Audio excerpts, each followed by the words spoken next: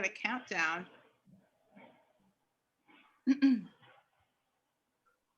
Okay, we're now live. Oh, we're live. Okay, great. Hi, everybody. This is weird. This is my first time doing a webinar and not being able to see everybody in the mix. So let me say hello. My name is Jess from Cosign. Many of you know me from that side of my biz, but also I help run an amazing nonprofit that started this year called FairPlay. It's a bunch of independent DJs, radio stations, record labels, music industry folks that have really been dedicating a lot of time and effort into elevating issues of diversity and inclusion and education for all of these stations. And I am going to run this panel like we run our weekly meeting. Yes, FairPlay for the person I saw in the chat. Actually, Sean or somebody, maybe you guys can pop our URL in the chat and the Insta in the chat just so people know. But I'm going to run the panel like we usually run our meetings. So anybody who is here during the course of the meeting, if you want to be getting information on the work we're doing, if you want to be getting updates, all that kind of stuff, please leave a note with your name and email in the chat. We'll make sure you're getting our weekly updates and whatnot. And also, before we get into our discussion, I want to introduce our friend over at the Mayor's Office of Media and Entertainment, Shira Gans. She's been an amazing ally to us and honestly to artists and creatives here in New York City. She's set up a bunch of great grant and educational programs that you see happening around here and is responsible for New York Music Month, which is why we're here today. So Shira, please take it away. Oh, you're on mute, friend. It's so embarrassing at this point in the pandemic to still be on mute. Nobody's a professional at Zoom yet. It's wonderful to be here. Thanks for the warm introduction. So as Jessica was saying, my name's Shira Gans. I'm at the Mayor's Office of Media and Entertainment. And New York Music Month is a program that I created in 2017 and have been running since then. This year, due to the pandemic, we turned it into New York Music Month Extended Play, offering free virtual events since January that'll run all the way through June. We've worked with a ton of amazing people like Jessica, who we got to work together in 2019, where we created City FM, which was a podcast radio show about the music scene across New York City. And what was great about it, it was the first time that we really brought radio into the mix for Music Month. And I'm excited that we're going to be delving deep into that topic today. I'll put in the chat the website. Everything's free. We have resources for musicians, performances and workshops, New York Music Month talks like this that delve into different topics for the industry. And then I just put up a youth programming vertical. So there are things for little kids, as well as some workshops that'll explore different avenues in the music industry for kids in high school and college level. So I hope everyone enjoys tonight's conversation, and I'm looking forward to it myself. I will now hand it back to you, Jess. Thank you, Shira. And hey to everybody else. Let me just before we start, panel friends, I thought I would just do the intros in the interest of getting through them quickly since we only have an hour. I'm going to try to get through as much as we can before 6 o'clock, but we are okay to run over a few minutes to do Q&A chat stuff if we need to, just a heads up. Are you guys good for me to do a little intro jam? I will first mention my crew who's on the call. Thank you to Yolanda Martinez and Sean Rule for holding down the chat and the Q&A. Trevor, I see you hiding in the corner too. Thanks for everything. As far as our panelists go, please meet Russ Borris. Let's start with you, Russ, if you give a little wave maybe. He's the music director of a non-commercial radio station up in the Bronx called WFUV.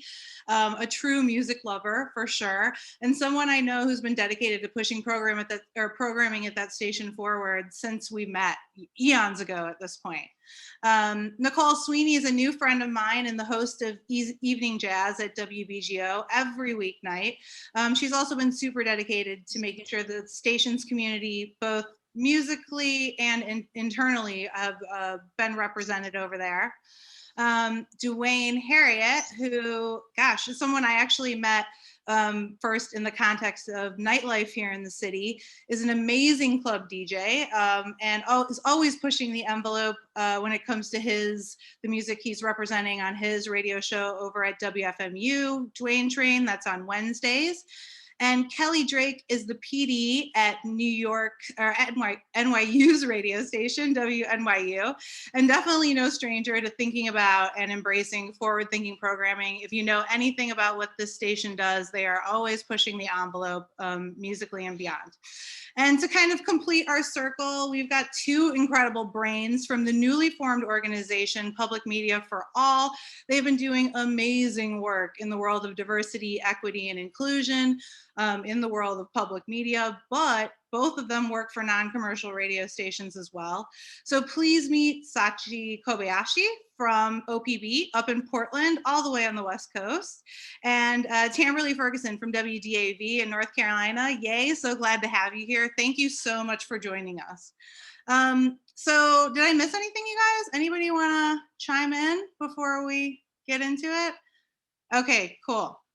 So I just want to start by saying that I think a lot of us love being part of this radio community. Just as a little radio 101 for folks who aren't, at stations working within out there. When we say non-com, we mean non-commercial radio. So that covers the gamut: college stations, community stations, AAA stations, low power FMs. A lot of the times these stations are on the lower side of the dial, but their audience is strong and loyal and devoted. And, non-commercial radio stations since inception have always meant to be, or were always meant to be people powered. They have traditionally embodied and kind of represented the ideas and ideologies of their communities. So we're not commercial radio stations. The main ethos is we're meant to be exposing people to music, emerging artists, driving music discovery, pushing the envelope when it comes to programming and that kind of stuff. And I don't know, I'm actually curious if we have any stations here, maybe we can get a little roll call going in the chat. Maybe y'all can check in and let us know where you're coming from. I don't know. Whoever can see the chat, Sean, Yola, you want to see if anybody's mentioning where they're from, where they're checking in from? Because I know we had a few folks coming to us from all over the state today. We've got a bunch of stations, WBAI, WNYU, WFUV, WOC, WXPN, all sorts of people. Amazing. WPSK. Yes, amazing. So I think, in a way, the way that we think about our specific non-commercial radio world makes the conversation we're about to be having a little tricky, because what we're doing as far as driving music discovery and discovery in general, putting people onto new stuff, a lot of times stations may already feel like we're doing some of this work already. But if we're being honest, this conversation around diversity, and especially within this format of radio, both on the news and music side, has been going on for kind of a long time. So we've been talking about how to do better, how to do more. But in this year especially, it feels like a lot of people are taking the step to kind of look in, reflect. With the pandemic, the protests, the election, all that stuff, it seems like everybody wants to be doing more. So I don't want to be speaking for everybody here, obviously, but let's get into it with that in mind. With that kind of maybe we start with what diverse programming actually looks like on non-commercial stations. If anybody wants to kind of, I don't know, has some kind of maybe starting point in that. I can start. Well, one of the reasons why I decided to, because I had grown up doing radio since I was a teenager. When I was I grew up in Lincoln, Nebraska, and there was a college and community radio station that was there. And then I moved to New York, when I was 19, whatever. But radio and independent, of course, college radio was like a you know, it was a huge college town, Lincoln was. So it was like, that was like a strong sort of culture that connected to anything that I was interested in, and, you know, including punk rock, underground hip hop, or whatever. So especially in the 90s, that, to me, I don't think that you couldn't like take politics and socio-political sort of statements away from that, because that was, you know, it was all intertwined. You know, that's how I grew up. So when I went to WFMU, why I liked being there was because there was no middleman. Like, it was like all 100% listener supported station. The station just raised, it has an international, you know, it's a local station that's based out of Jersey City, New Jersey, but the web, you know, because of the website, and it has an international audience, and we were able to raise over $2 million just this last month, just to keep it going for another year. And the station has been doing this consistently for years and years and years.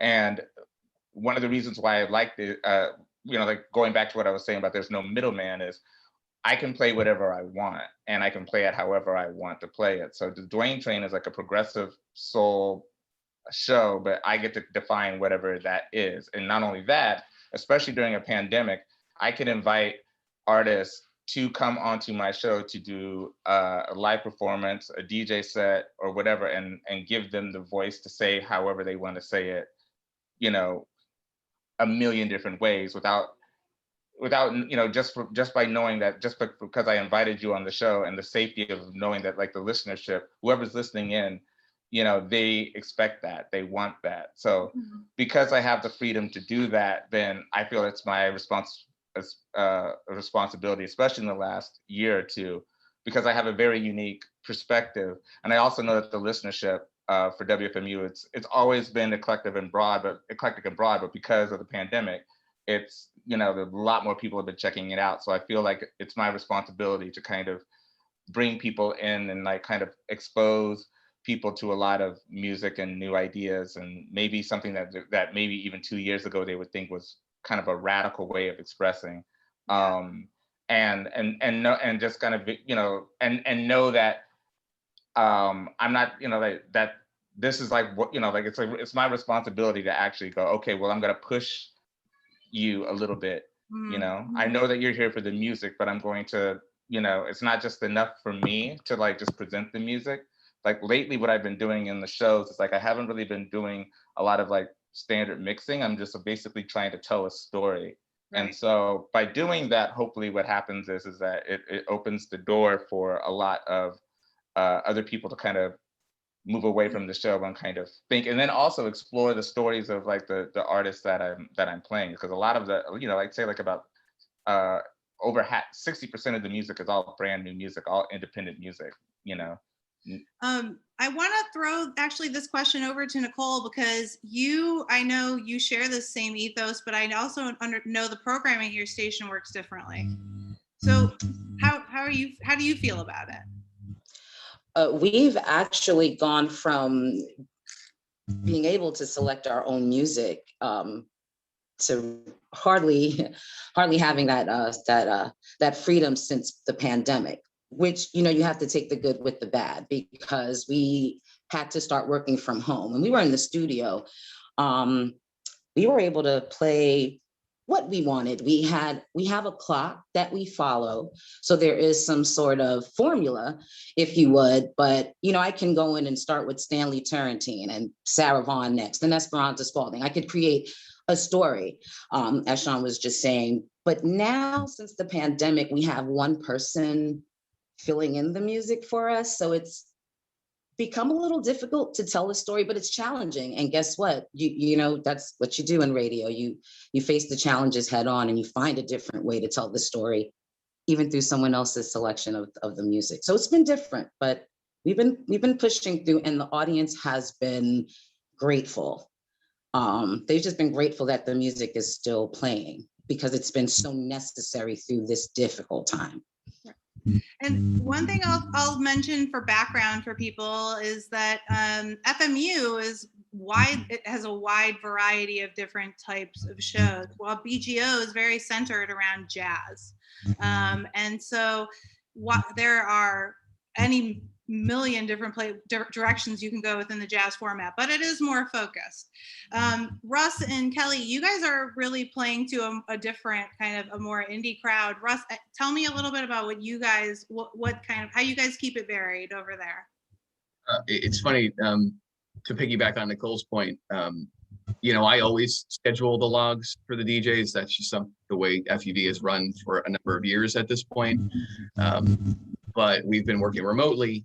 So for us to do more creative programming where we might do a lot more nimble live, try to do it remotely has been really, really tricky. I'll give you an example is that we just recently did one of our TBT days where we played entirely a day worth of 1971. Pulling that off remotely was not easy, but we made it work. There's a lot of prep going in, adding a ton of songs, trying to get lists and suggestions from DJs so they felt like they had some ownership over it, and so they felt like they had a voice in it. And I think we did a really amazing job, but to not have the flexibility of, oh, I'm running over, let me switch this one for this one, or the news is running late, what are we gonna do here? Yeah, that stuff was, we knew it going in, we still tried. And, we hadn't done as many of those types of days over the last, year plus. We've tried and we're stretching, and some of it is super fun. We did another thing too for Groundhog Day, which was all covers and originals back to back. And that was a little easier, but still you had to be mindful of the timing. We do have newscasts in the morning, and the afternoon, and if you've got an automation system running everything to keep it rolling, if you're running off timing, suddenly it drops a song, and you were supposed to have an original uncover, and now you didn't make good on half of that set. So yeah, we're dealing with some of those challenges, but I think everybody has really stepped up, and our DJs have been doing amazing work from bedrooms and living rooms and recording in ways that we never really expected. And the audience really couldn't be more grateful. That is the one thing that I think has been so validating to hear. For us, what we do matters to the extent that it does. One of my favorite comments recently, because we do a lot of member events, just as you've been to the city when we'll do marquee events, Rockwood or whatever, and we haven't had that ability to do that. So we pivoted to these marquee live at home sessions and having artists perform wherever that is, if that's in their living room, if that's in a studio, if they can get to one, or recently we've had some better situations. The Hold Steady did a show at Brooklyn Bowl for us that streamed. It's pretty amazing.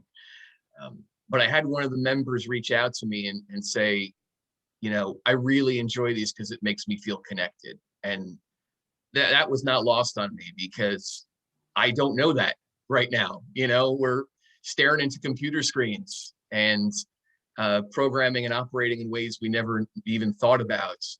We need to know that it still matters to the audience. So between the membership drive succeeding, the audience feedback, being what it is, having them reach out and make comments like that, yeah, we feel like we're doing okay in an extremely difficult time. Kelly, pandemic hurdles aside, I feel like everybody just was readjusting to how to deal and stay on air during COVID, when the protests and everything broke loose kind of around the death of George Floyd. Tell me how that affected the way that you guys, if that affected the way that your DJs or you guys were kind of thinking about programming moving forward. Yeah, definitely. I think, one thing I'll say when talking about anything related to diversity with our station, it's really important for us as the students running the station. We're entirely student run, but we do belong to New York University. And so our funding, all of it comes from them. And we are a space within a university that is predominantly white and has a diversity problem, and likes to talk a big game about diversity, but does not like to take a lot of action. So that's something that, especially this past summer, we really looked kind of inwards, and we said, okay, I want to echo what Duane was saying earlier, it is such a radical space. You won't meet a student at the station who's not an activist in some way outside of their radio show. And so that just naturally bleeds into everything that we do. But especially recently, we've been like really taking a look and saying like, okay, what can we do in our tiny little space we have carved out here? Because we're a tiny little space in this large institution, but we also have a massive platform with an FM broadcast. So something I want to shout out our news department, because they've been doing a really, really great job always, but especially recently, about looking at our university and saying like, hey, these are the things you're struggling with right now. And hey, you know, we're covering you in this way, right? We're giving you not so great coverage about your diversity initiatives that are not working and you're not putting enough energy into, perhaps. Or like, this is a response to an incident that happened on campus and we feel it was handled poorly for this reason.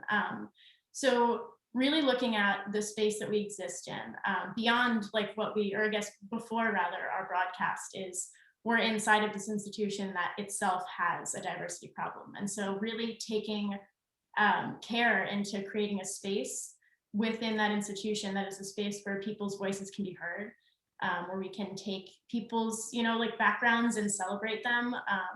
And we, you know, we use our specialty programming, particularly. I've been the program director for the past 2 years. And one of my big focuses has been on the educational aspect of it, right? So our listeners are people who have been with us for forever because they like how much we change our programming, because they like hearing Arabic rap music, which is the show that we added recently. Like, that's something I personally never would have experienced before, just because it's out of the realm of things that I know and things that I consume, because it's not my background. But then we have these international students coming here and saying, hey, you know I'm back home right now, but I really want to host a radio show.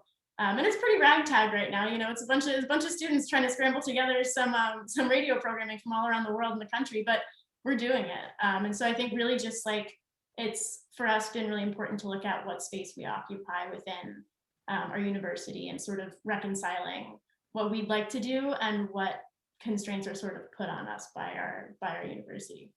Yeah. Tamberly and Sachi, I want to tag you in here because I feel like this is the story. And, you know, when I'm talking to stations, I'm hearing a lot of people talking about a lot of the same things. So I'm curious, like, since you guys started organizing with Public Media for All, what are you finding? Are you finding people have a similar story to Kelly, with people really trying to take a look inward? Maybe talk to us a little bit about how the group kind of came to be and what you guys are working on. Sure. We are a coalition, I guess, of a lot of different kinds of commercial, non-commercial, and public radio stations. So we have several music stations that are involved with our work, but it also includes TV stations, NPR member stations. It really runs the gambit. We were formed last summer and sort of inspired by a lot of the movement that's been happening. A lot of people who work in journalism and public media have been starting to do organizing to try to improve the diversity of public media, which is obviously perceived as and is a very white space. Mm-hmm. So it initially was conceived as a day of action, education, and protest on November 10th. But since then, it's really grown into a movement, and we've had over 30 organizations join us, including NPR, but also music stations like Radio Milwaukee, KUTX in Austin, and the classical station in Kansas City. OPB has joined it, and we also have a jazz station, KMHD. So there is a music component, and we are really focusing, I think, maybe a little more internally. We know that there's a lot of stations that are doing either source audits or playlist music library audits right now. We think that's well and good, but if all the internal gatekeepers are still white and not aware of DEI issues, it really won't change much. We could have a station that played nothing but Black artists all day long and still have it entirely be of service to white people. So I'd really like people to move past just talking about how diverse is your playlist and really start to think about who has money, who has power, who is this in service of. And Tamberly, I'll pass it to you if there's anything you want to add on. Yeah, I mean, and with our points of action, just really encouraging all of these stations to look inward and really do an audit of, you know, what their environments are like for we've had a couple of webinars, and within those webinars, we've tried to highlight stories from folks from all across the country who have had experiences that have been really just, negative experiences in most cases that just speak to what folks are experiencing, but may have trouble speaking up or saying it aloud, or it even being recognized. And so that's been really powerful for us to have the opportunity to give voice to those who may be suffering in silence, or just need their stories to be heard. Yeah. I feel like the testimonials you guys have put out there, I think, Sachi and I have talked about because I work more on the music side of non-commercial radio, and a lot of the work that Public Media for All is doing it's not only dedicated to news, but there's a lot of news stations and journalists in the mix, I feel like on the music side, a lot of people are kind of moving past. I think the music and the surface level of what you see when it comes to a radio station is incredibly important. That's the message. That's kind of the first thing that people see. But I'm encouraged by all the people actually looking inward now and understanding a lot of what you guys are talking about, because we continue to kind of remind folks that the way to not confuse a situation, the way to address a situation, is to have different voices and different parts of your community really be a part of that conversation.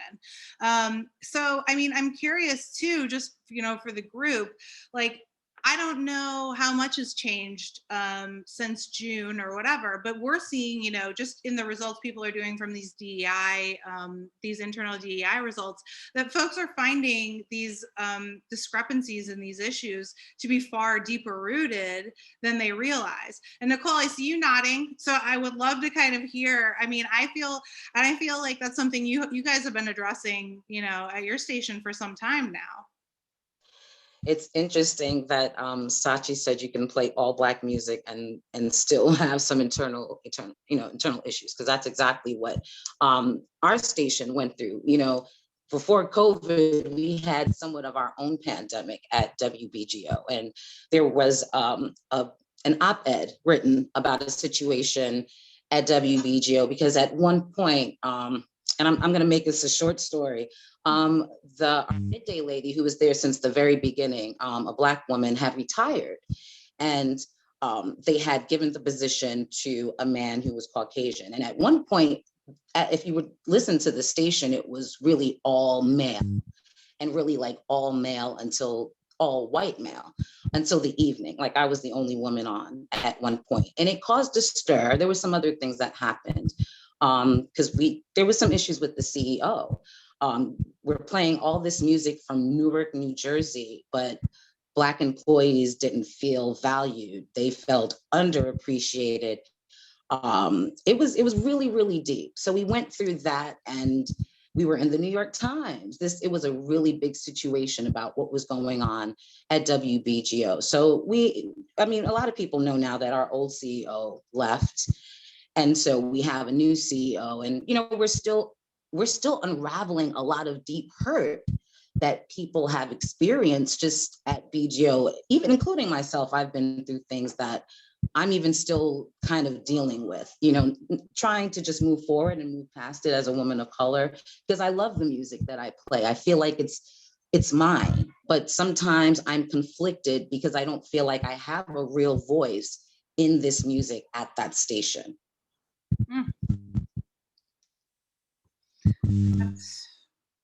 That's hard. And I think that looking at kind of the internal infrastructure is kind of where the root of this problem lies. The more and more we dig, and the more statistics we see about, what actually, even when it comes to sourcing for stories, when we look at upper management staff, it is revealed that many of us are not as diverse as we think we are.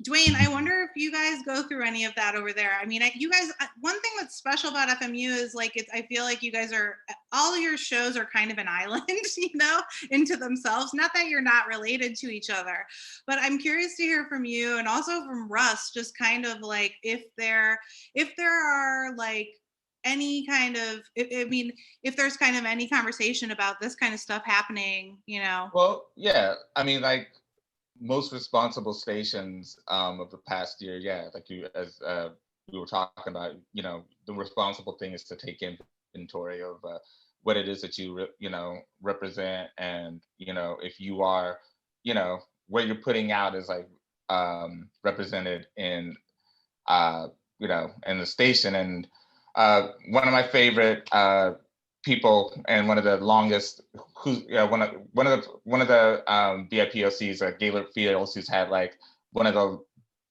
before me, and I've had the show for like 8-9 years. He's had like a show on WFMU for, I'm not even gonna air him out like that, a long time, but 20 years. But he so eloquently described WFMU as a place that was that is unparalleled in its diversity of programming. But recently, you know, we had a bit of reckoning about its, quote, somewhat less diverse roster of actual programmers. So what we did was we actually we had a full-on Zoom meeting, like a staff meeting that was pretty much required, and we just hammered it out. And there's like, you know, there are people who are, you know, there, you know, we said, well, there are people who, you know, who are, you know, BIPOC and, you know, and, you know, but, and LGBTQ, but we're like looking at it and say like, is it as diverse as we like to think it is? And then the conversation quickly shifted to, what can we do to bring them in? If we don't feel like it's a true representation of its, you know, if we're unparalleled in our diversity of programming, then we should challenge ourselves to be as unparalleled in our diversity of programmers. So if they're not coming to us, how do we bring them in? And so then it became about like questions of how do we immediately solve this problem? And there was like and it was a really cool thing to be a part of, because it was like, you know, like it shifted from like kind of like, okay, so we, you know, we have a show, you know, we have a segment every week where we invite like a listener to come on to, you know, to do an hour or two, you know, and generally it's pretty democratic, you know, where they say, okay, well, you know, whoever shows up. But then we were like, no, let's reach out and let's get like other people to come in and bring a point of view. And because the station is freeform and it's listener supported and it's an international audience, then that should be something that we should like really truly sort of like, you know, have fun and focus on, you know. And then also it, you know, became a thing of like everybody else, like, you know, WFMU has a skeleton crew, but you know, 90% of the programs are all like everybody else. I do my show remotely from home, you know, and so it became a question of like, I've had a lot of special guests on my show, you know, during the pandemic, and I figured out ways of saying, you know, and I was the one who said, well, if you know somebody who's already got a point of view and something to say, then bring them onto your show right now. If you have like if you have a 2-hour slot or 3-hour slot and you know somebody who represents one of those voices, bring them on.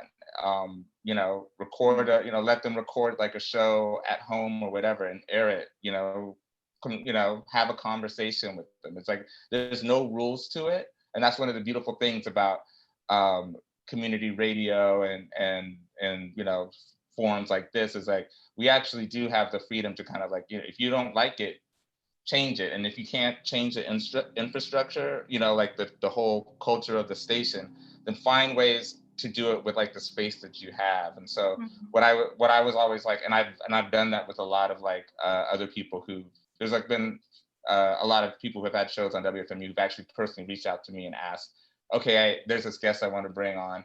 How do I just technically make it happen? And I think from there, like all this other, it's all, that whole sort of thing about it takes a spark. And it's like, sometimes you have to like, we get like too wrapped up in like trying to like make this grand thing when really, you know, we as programmers and we as like DJs, we actually already have our space. It's like, whether it's this big or this big or this big, if we can like just take a bit of it, like tithe it out, like give it to like, you know, a voice, just, you know, then that in and of itself will like start to generate more and more, that in and of itself will be like a, you know, people will notice that change. And then from there, when people see the results of that, then they'll push other people to be like, oh, well, let's do more, you know? And then when other people hear it, when the listeners hear it, they'll want to get involved, you know? So, you know, if anything, I feel like, you know, sometimes the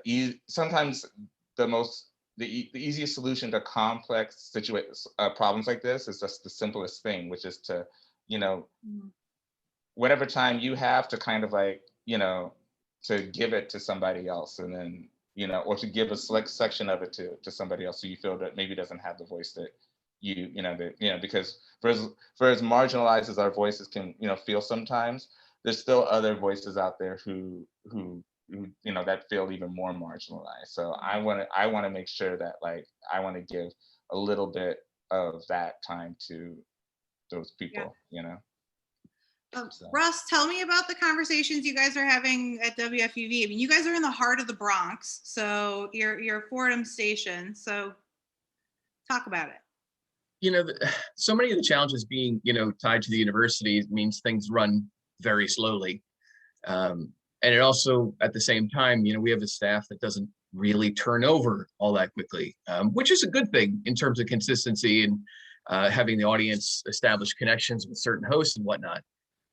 You can shape that other ways and look at it though and realize, okay, 4/5 of our main air staff is male and white male, and that is far from ideal, but it is where we are right now. So you know, how do you evolve that? How do you change that? What can you do? I mean, it's not the kind of thing that just happens in you know, overnight. And how you bring in other voices and how you make those changes. You know, around Juneteenth, that was an interesting time for us because, you know, we had to really look at what we were doing and try to find ways to really address what was going on more significantly than we ever had before. And we had done a really strong push internally, a couple of us, and said, we have to put other people's voices on the air here. There needs to be other people telling the story of what is happening, because we can't. We don't have, I'm not going to have my afternoon guy who's been on New York City radio for 50 years try to explain, you know, the plight of a Black American. It doesn't make any sense and it's disingenuous. So for Juneteenth, we had reached out to a number of Black artists and got their thoughts on what was happening, what the day meant to them. Just kind of said, just tell us whatever you want to say, whatever you feel, whether it's positive or hopeful or angry, just speak your mind. And we got such incredible feedback and played those clips on the air and played nothing but Black artists throughout the day and had, you know, something that felt like it reached some other people that maybe we hadn't, you know, focused on before. And that continues, you know. We went to February for Black History Month, and I remember a conversation with our midday host, and she just said, "Well, can I play, you know, 3, I don't know, maybe like 3 gospel songs on this day, or do this here?" And I said, "No, I think we need to do way better than that. Like, I don't want to just play a set here and we can pat ourselves in the back and act like we, you know, changed something. Let's look at what we have in the library and see where we can play more songs from people of color. Where are the holes? Where are the things that, you know, where are we not focused?" And so I think that's a lot of stuff we've been working towards. Somebody mentioned earlier about in terms of their news team. Ours is just unbelievable in the initiatives that they put forth. And one of the ideas that we did for Black History Month was they reached out to 10 tri-state area Black-owned businesses to just give them a plug, to let them tell their story of what they're doing right now in terms of the pandemic. And we actually, you know, threw some underwriting spots that were, you know, just sort of bonus spots throughout the day, just to give these businesses a chance and some exposure. I thought it was an incredible idea, and it was great to see that initiative going forward. So yeah, I mean, there is work that has been done, but there's so much more that has to be done.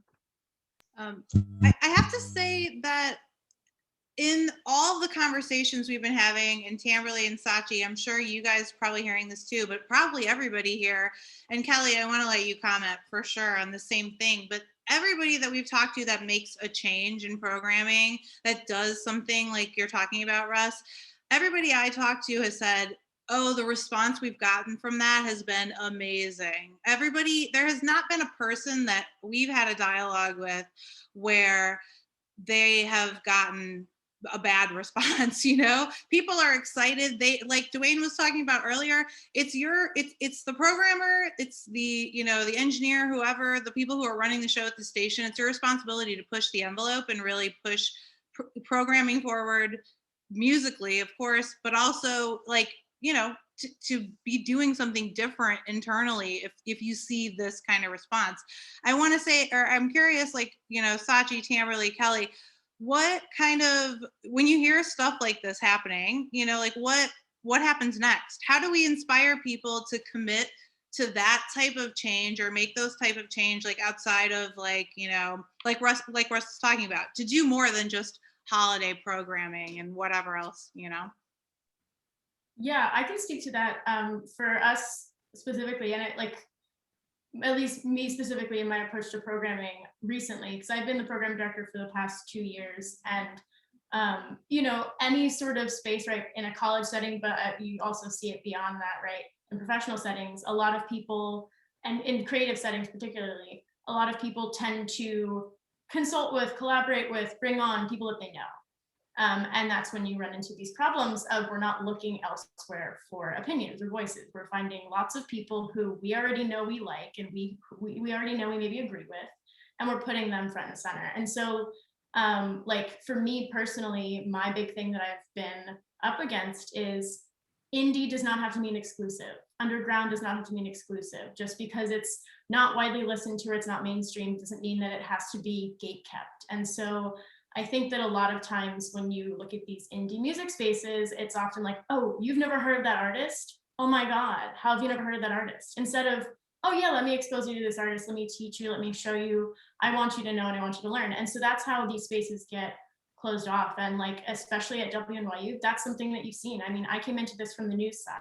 I wasn't a music person, so I was literally exposed to all of the variety of specialty programs that we had, and I had to learn about it all. And it was so great to be welcomed into those communities, instead of saying, oh, you don't know about this, well, you could never program a radio station.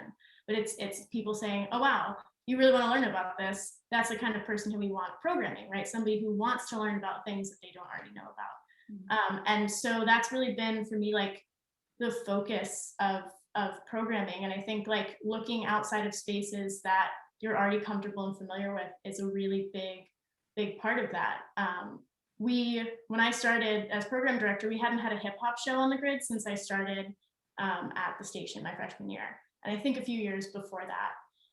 And then we had a conversation. You know, I was like, we need to get hip hop on our grid. We're in New York City. That's like at the core of what New York City underground music is. How do we not have any hip hop on our grid? And the first thought was, oh, well, do any of us know somebody who likes hip hop?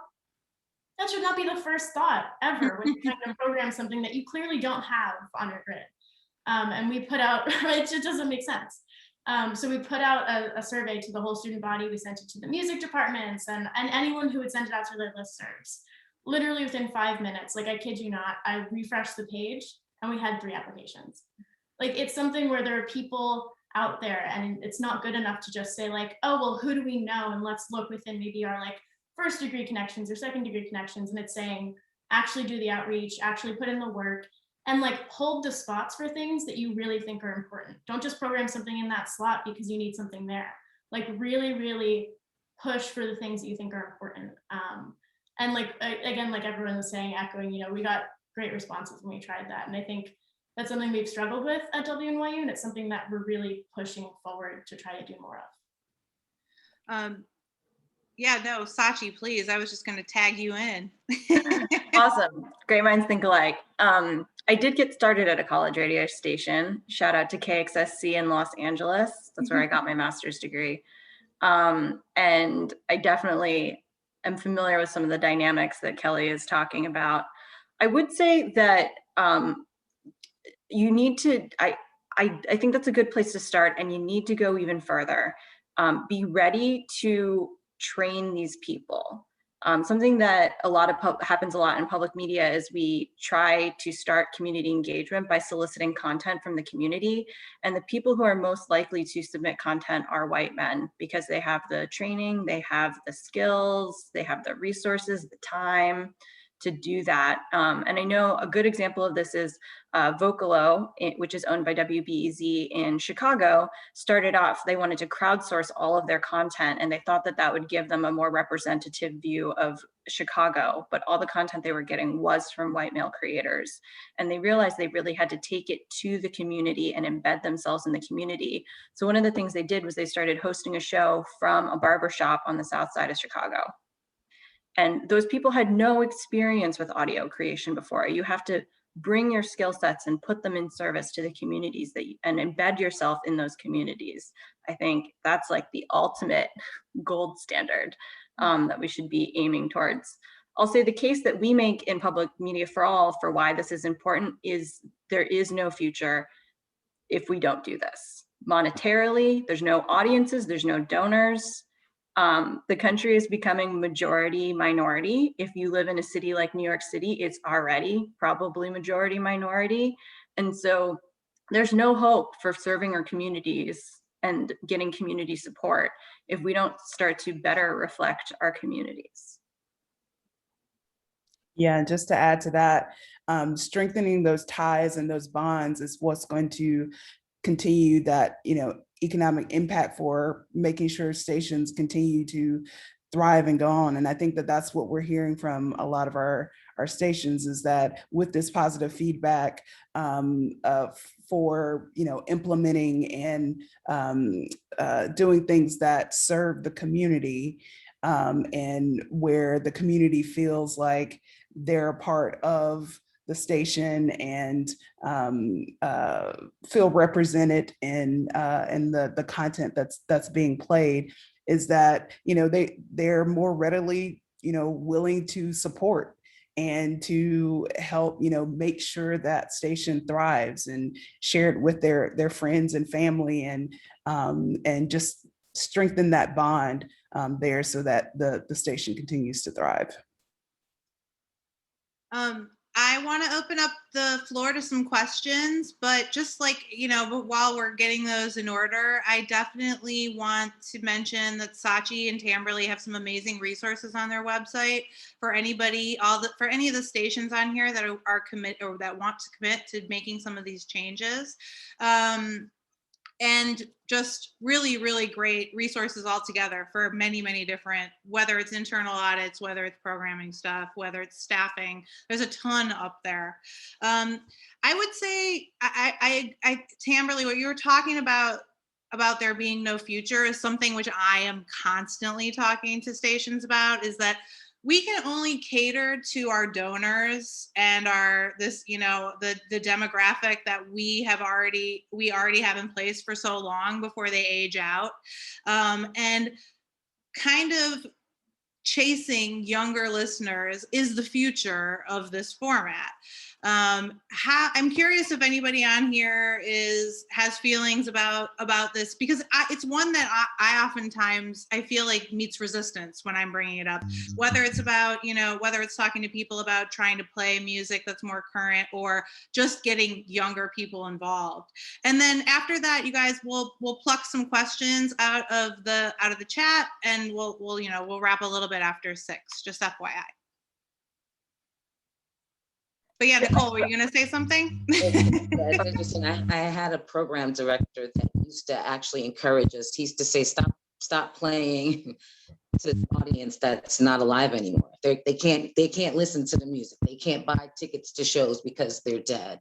Right now, it's interesting at BGO, and even to just go back to what everyone was saying, I'm actually inspired by what everyone has been doing. Also kind of saddened that WBGO hasn't been doing more as far as, and it's been talked about, connecting with the community and, just being the voice of the people. But I'm going to connect with Saatchi. I want to definitely connect with you about that, on getting us to do a lot more, because we have to. That's going to be the wave. But I feel like we at BGO, we say we want the younger audience, but the younger voices keep getting silenced. So it's something that we're trying to do, because especially in jazz, there is an audience for this music. I think we underestimate how powerful and how connecting this music is.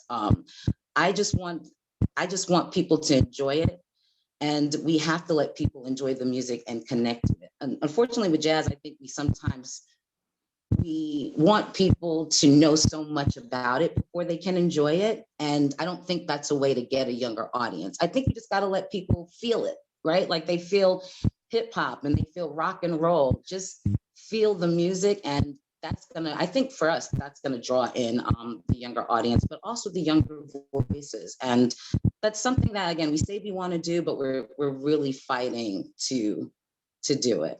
So I'm hoping, because the conversation is jazz is dead kind of always comes up, but it's been around for so long. It's not gonna die, but we definitely gotta do something and get it to just get it back to where it used to be, where it's popular music again. But it's been a challenge. It's always been a challenge, and maybe it always will be, but it'll never go away. It'll never be dead. That's for sure. Well, I'll say that like I said before, to piggyback off your point, Nicole, like most of the younger people who listen to my show, the stuff that they connect to the most is anything like that, that's jazz oriented, whether it's old jazz or like new. And there's like so many artists who are incorporating a lot of like jazz into what it is. I mean, like Thundercat is huge, amongst young people right now. And, Kate Renata just won a Grammy and for best dance, new dance, and he's all about jazz. Adrian Young is all about jazz. And one of the things that that Jazz is Dead compilation, actually, not to cut you off, but Adrian Young is doing Jazz is Dead with Alicia. Yes, yeah. And, so I think that the opportunity is there. I mean, it's already happening. And yes, I and to kind of like go back to your point, Jessica, about the young or the incorporating the youth. One of the things that I'm kind of like in awe of at WFMU, and it's kind of genius, is like the way that they cultivate the community, where they say, once you're listening to WFMU, you're not just like a fan, you're actually a part of a community and a gang and whatever. So anytime you donate money to the station, especially during like the fundraiser, they're like giving you stuff. They're like, here's a shirt, here's a t-shirt, here's what, and not only that, why don't you come to, when you could do this, but pre-pandemic, they actually encourage you to come to the station and to volunteer, to come inside there and to, stuff envelopes. Hey, we're fundraising. Come through, drop off a snack or a meal, or just hang out, answer some phones, or and there is like a very and then also a lot of the people who listen to WFMU, they listen to it as a family and they're turning it on to their kids. But what's cool is that they've always like made sure that like there was like that everybody was welcome, and also they encourage you to get involved. So a lot of DJs who have great shows right now, I remember seeing them when they were volunteering there, like when they were teenagers, or some even younger, so and that's the outreach sort of a thing. But I always feel that the best way to the youth are always there. The youth always want to and every kid wants to be heard, and if you give them a microphone where they have they have access to thousands of people, they're like, sign me up. What do I So I feel like to piggyback off of Saji, like if you can once you do that, then the responsibility is just not is to teach them and to say and then get like a and then if anything get like a there's like a nice there's a, we call them the wrestler wrangler at WFMU, but somebody who was just in, they said, and we would shout them out on the air, said, if you want to come volunteer, then, hit Scott up, and this is his, and then I would thank the people there at the station on air, saying like, I want to thank this person, and this person for, so I feel like, if we, the more that we kind of treat, if we like kind of, you say like this community, that, like the community radio station is like, it's nothing without the community. So we got to focus on the community, and less on us, So I do want to, I want to tag in Tamberly since she works at a classical station also. I'm curious how you guys are dealing with this. Same issue. Right. I was going to say a high five to Nicole. I'm right there with you with the music not being dead at a all classical station. Just going off what Duane was talking about in terms of like really servicing the community is a really big part of our mission and a part of our philosophy. And so even pre-pandemic, but also we've been doing things online as well. Going into the community and bringing the music into the community. We've done a few sort of on-site concerts like at local breweries. We have had a whole series called Small Batch at a small local brewery where we would bring in local chamber musicians to play concerts, and we would host it in like in the brewery, and it was in like an arts district of the city of Charlotte, and so we got a whole crosswalk of different types of folks, young, old, folks who generally listen to our music, which is usually folks over the age of 55. But we would, see families walking in to this space, and also, other folks from the local colleges and things like that. So that's what we've been, or a tactic that we've taken is, trying to go into the communities and do partnerships with either, local organizations or, breweries, and connect in that way. I just want to jump in on these comments of, music being dead or whatever. It's not. I mean, at WNYU, we have jazz shows and we have classical music shows, and these are 18 to 23-year-olds doing it, So I think definitely it's, from my perspective of someone, I'm about to graduate, I'm about to enter the industry. I really think it's about making it seem more accessible to young people, because if I didn't have college radio wouldn't be an avenue that I would think would be possible for me. So we're definitely out there, and bring those brewery tours to New York, because that sounds like so much fun. But yeah, I think it's really about as someone who maybe still counts as youth until I graduate, right? But it feels really, really hard to enter. And so these college spaces, like the one that I'm in, are really great, and professional development. But again, it's I think, making that jump into, okay, how is this a sustainable lifestyle for me? And it is. And, I think the work that everybody on this panel is doing is really amazing, because it makes me, and I know my station members who are listening right now, and, other college students might be listening right now, makes us feel really good that there are people out there who are really doing this work and thinking about it. It makes me want to enter the industry even more. I do want to tag Russ in on this too, again, because I just feel like we have this conversation occasionally when I'm heckling you every time I'm working with an artist from the Bronx, or we're like, what can we do in New York? And I know you guys have been working on some stuff, but also it's where WFUV is, what you guys are thinking about in this context too. I know, I know that's top of mind for you guys. Yeah, for sure. I mean, obviously we've gone through an interesting year on top of, the pandemic, with Rita's passing and whatnot. So there was a number of challenges in order to try to move forward on different initiatives and different ideas that slowed. And so we're in this transition right now where we're just trying to all right, do this and come up with this idea. And what if we did this differently than we had done before. You know, where can we branch this out? Where can we work with some artists that we hadn't before?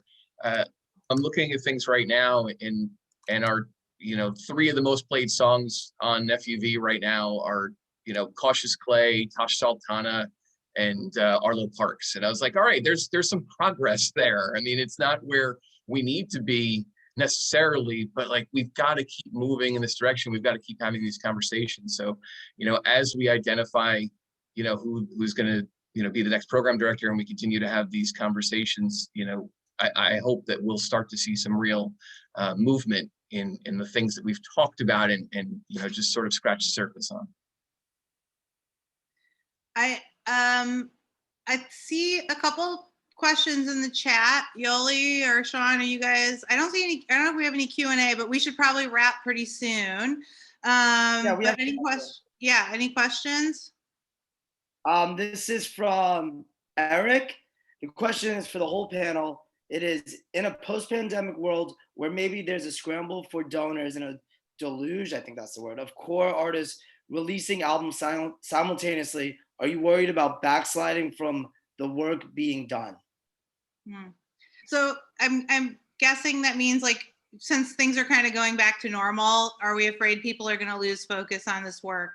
And Sachi and Tamberly, I'm going to throw this over to you, because I really want to make sure if there's any like little takeaways that you want to suggest for folks before they leave, that would be amazing. And obviously I want to make sure that, and I feel like this is probably something which, I mean, something that I'm dealing with FairPlay stuff, but I can imagine it's probably something that comes up on your end as well.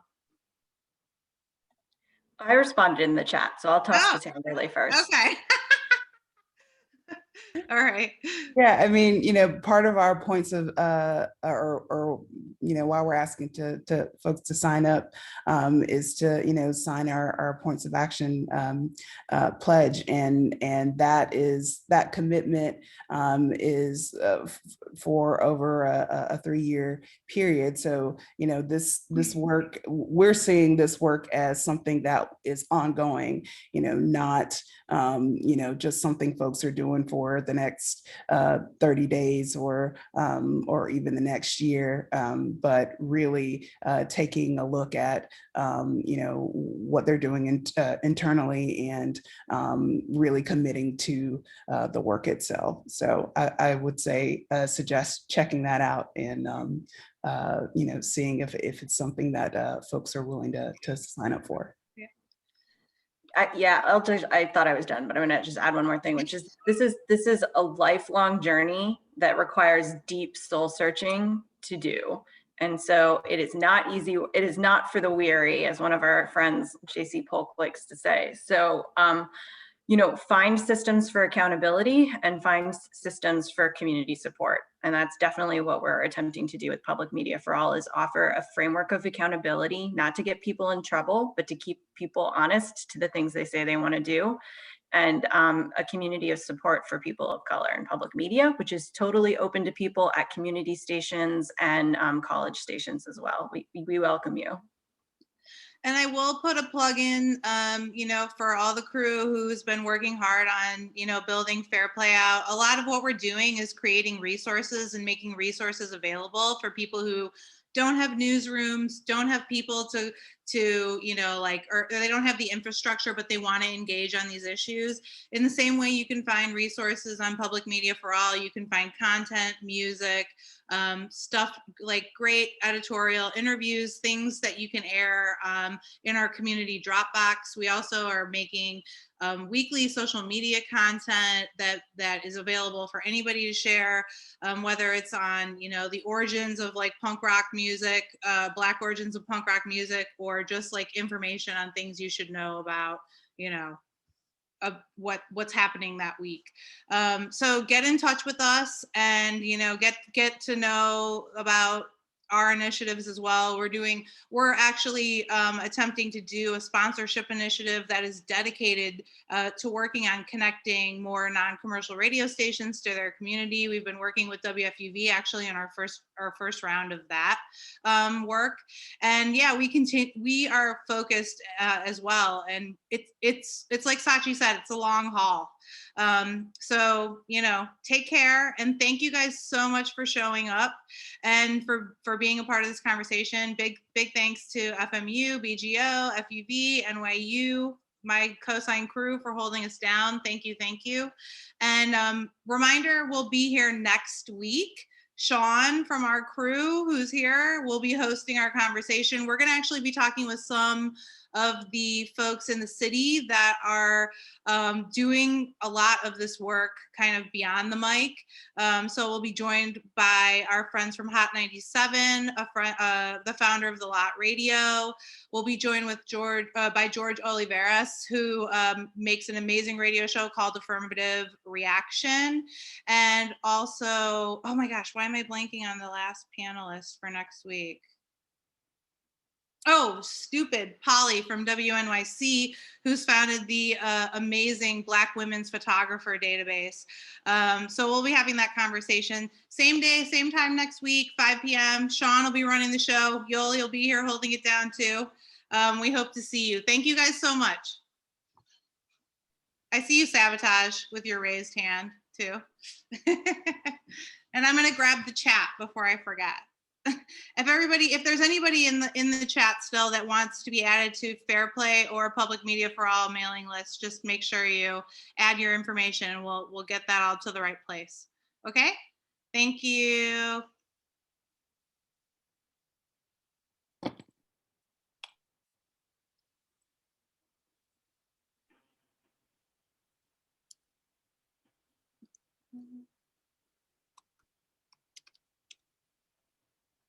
Went fine. Yeah, that was good. I think it was Oh, good. we're still recording. We're still recording. Oh, well, yeah, stop it, Kevin's Lori. here. Kevin Yeah. stayed with us the whole time. Yes, I did.